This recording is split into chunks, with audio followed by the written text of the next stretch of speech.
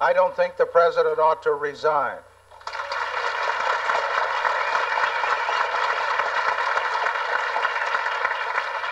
He believes that he's innocent of any impeachable offense.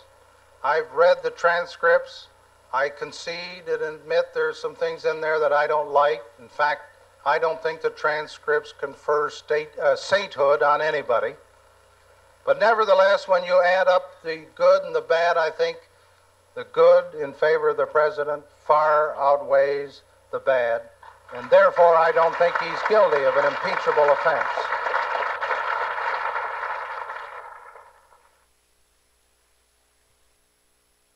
Well, of course, I'm sure you know that 19 out of the 42 tapes the committee's had for a month or more. And they have been given the transcripts of the remainder.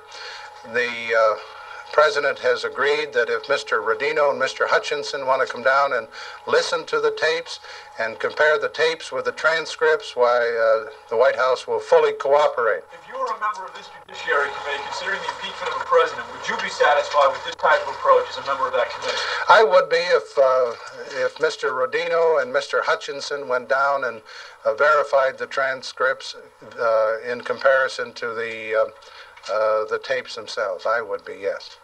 After the press conference, some 600 Republicans gathered in the Airport Marina Hotel at the Dallas-Fort Worth Regional Airport to listen to the Vice President warn against the dangers of a legislative dictatorship and to hear his views on Watergate and presidential resignation.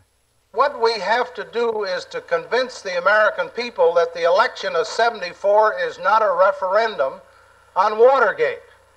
Nobody connected, no one connected with the break-in, no one connected with the cover-up is on the ballot in any state that I'm familiar with.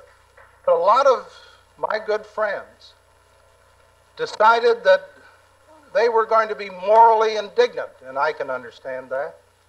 Don't let a moral indignation, which I agree to, undermine your dedication to political principles.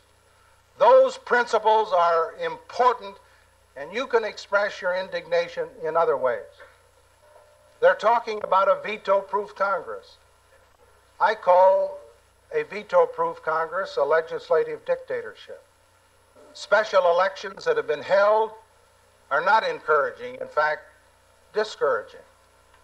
But when we look at what might happen, a veto-proof Congress, a legislative dictatorship, a Congress that will probably, if it's so elected, spend and spend and spend, I think everybody here and literally thousands like you across this country have to make a special effort. I can assure you, first and foremost, the president is in excellent health, mentally and physically.